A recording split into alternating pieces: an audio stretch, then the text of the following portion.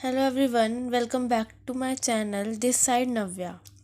So today in this video I am going to tell you about Indian administration.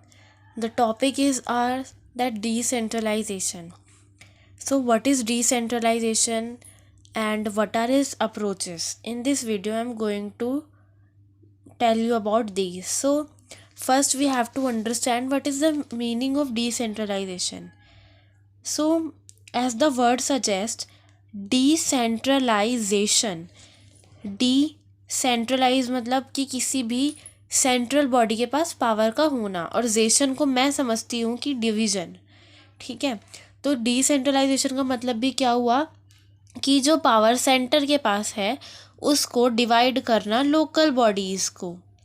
ठीक है, local जो bodies होती है हमारी, जैसे कि म्युनिसिपल कॉरपोरेशन होती है हमारी, ठीक है, और जो नगर निगम होती है हमारी, उसी को नीचे की जो बॉडीज़ होती हैं, ठीक है, उन सबको क्या करना, इक्वल डिस्ट्रीब्यूशन ऑफ पावर करना, किसी भी मेन ग्रुप से स्मॉलर ग्रुप्स के पास पावर का पहुंचाना, ये हमारा डिसेंट्रलाइजेशन कहलाता है।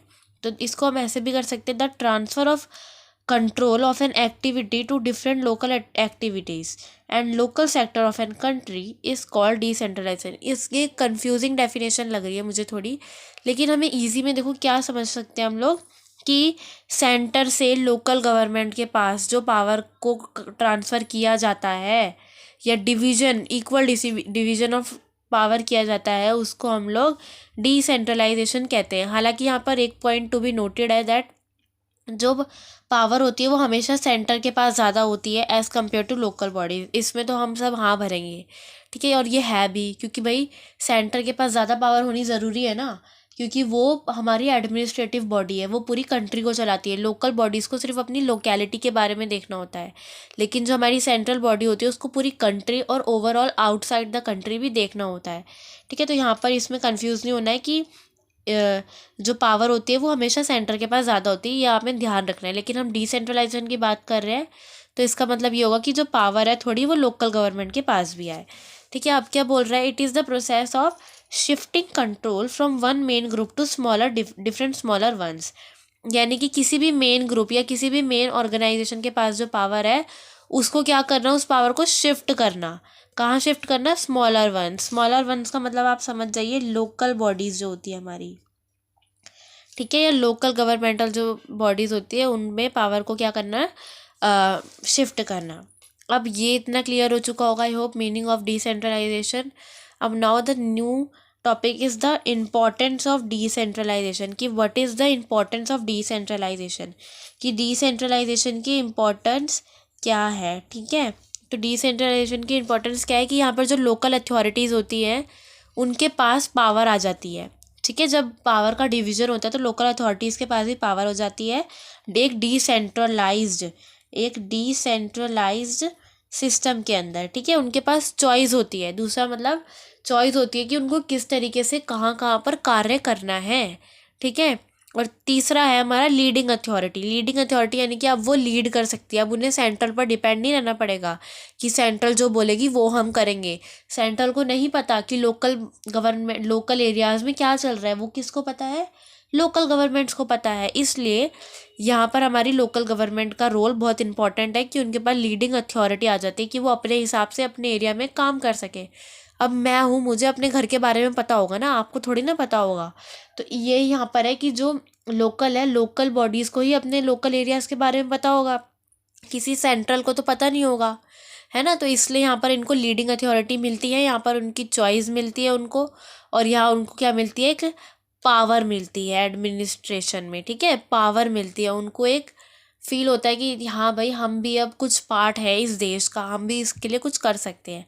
तो this is the importance of decentralisation. Now the next one is the motive इसका यही है कि to spread power to the minimum level, यानी कि पावर को स्प्रेड करना कहाँ पर, मिनिमम लेवल तक पहुँचाना, यानी कि आखिरी पायदान पे जो खड़ा व्यक्ति है ना उसके पास भी पावर जाए। ठीक है, गरीब से गरीब पर्सन जो है उनके पास पावर का क्या हो, इक्वल उनके पास पावर हो। अब आता है नेक्स्ट हमारा डिसेंट्रलाइजेशन के थोड़े से यहाँ पे हम लोग टाइप्स पढ़ लेते हैं, इनके डिफरेंसेस के बारे में जान लेते हैं थोड़ा। डिसेंट्रलाइजेशन के डिफरेंसेस हैं ये, ठीक है। कि डिसेंट्रलाइजेशन के अंदर 3 चीज़ें आती है, deconcentrate, financial devolution and decentralisation, ठीक है। डी कंसंट्रेट का मतलब होता है कि टू इस्टेब्लिश्ड, क्या करना, to established power at the centre, यानी कि हमें पता है यहाँ पर कि जो पावर है वो सेंटर के पास जाती है। ये एज सेम एज डिसेंट्रलाइजेशन है कि पावर जो है वो सेंट्रल के पास तो होती है लेकिन उसको डिवाइड करना टू डिफरेंट सेक्टर। तो डी कंसंट्रेट यानी कि कंसंट्रेट जो पावर है सेंटर के पास, उसको जो सेंटर के पास पावर है ना उसको तोड़ना, डिफरेंट डिफरेंट सेक्टर्स को दे देना, ठीक है। ये हमारा हो गया है डी कंसंट्रेट का। दूसरा आता है आपका फाइनेंशियल डेवोल्यूशन। फाइनेंशियल डेवोल्यूशन का मतलब होता है कि सेंटर का जैसे 41% शेयर, जब जैसे मान लो सेंटर के पास 100% का कुछ इनकम है, सेंट्रल के पास 100% इनकम होती है जब बजट पास होता है, मान लो उनके पास इतने बहुत सारा 100 करोड़ मान लो उनके पास पैसे हैं, तो उन्होंने क्या किया कि 100 में से 41% मान लो या 41 मान लो, किसको दे दिया, लोकल गवर्नमेंट को दे दिया।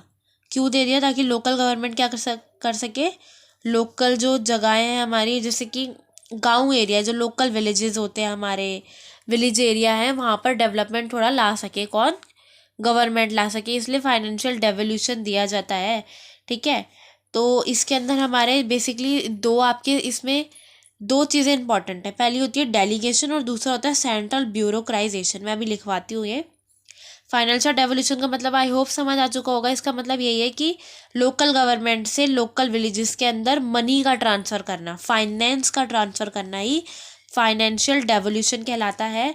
इसका मेन मोटिव होता है कि किसी भी specific sector, for example education, या एजुकेशन सेक्टर पे पैसे लगाए जाए, ठीक है, या टेक्नोलॉजिकल सेक्टर पे पैसे लगाए जाए, या और एक सेक्टर आप कोई भी लिख सकते हैं जो आपको लगता है कि हाँ भाई फाइनेंशियल, कितने सारे सेक्टर्स हैं हमारे यहाँ, ठीक है, सब पे आप लिख सकते हैं यहाँ पे।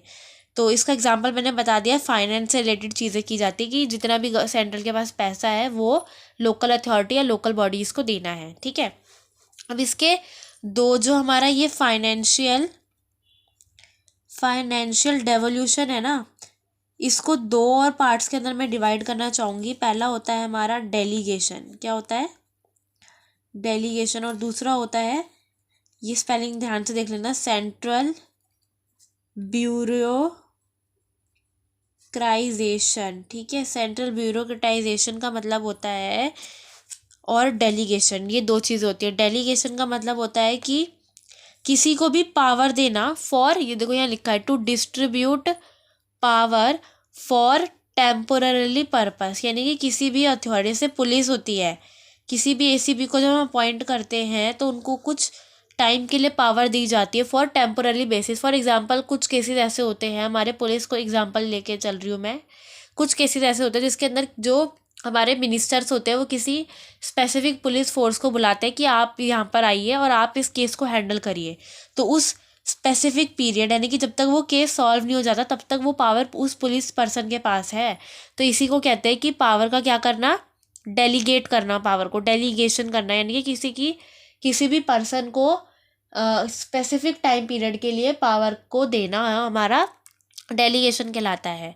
फिर अगला आता है हमारा सेंट्रल ब्यूरोक्रेटाइजेशन। इसका मतलब होता है कि पॉलिसी मेकिंग, इसका मतलब है अनऑफिशियल जो ग्रुप्स होते हैं, ठीक है। सेंट्रल ब्यूरोक्राइजेशन का मतलब होता है कि जो लोग पॉलिटिक्स के अंदर इन्वॉल्व हैं लेकिन इनडायरेक्टली इन्वॉल्व है, ठीक है। फॉर एग्जांपल वो क्या कर रहे हैं, वो लोग पॉलिसीज़ बना रहे हैं, वो लोग डिस्कशन कर रहे हैं, वो इन्वॉल्व है लेकिन वो किसी मिनिस्टर जैसी पोस्ट पर नहीं है, they are only for helping them, ठीक है। So policy making groups and unofficial leaders जो होते हैं वो हमारे आ जाते हैं सेंट्रल ब्यूरोक्राइजेशन के अंदर। I hope it's clear now, ठीक है। तो जैसे आपको मैंने बता दिया है कि सेंट्रल ब्यूरोक्राइजेशन का मतलब एक नॉन लीडिंग गवर्नमेंट ऑफिशियल होते हैं जो गवर्नमेंट की चीज़ों में पार्टिसिपेट करते हैं बट इनडायरेक्टली, ठीक है। अब हमारा नेक्स्ट टॉपिक है, बहुत इंपॉर्टेंट है, ये तो बहुत ही इंपॉर्टेंट टॉपिक है, इसमें लिख लो आप लोग साथ साथ मेरे कि अप्रोचेज ऑफ डिसेंट्रलाइजेशन, ये इंपॉर्टेंट है, पहली बता रही हूँ इंपॉर्टेंट है ये, ठीक है। Approaches of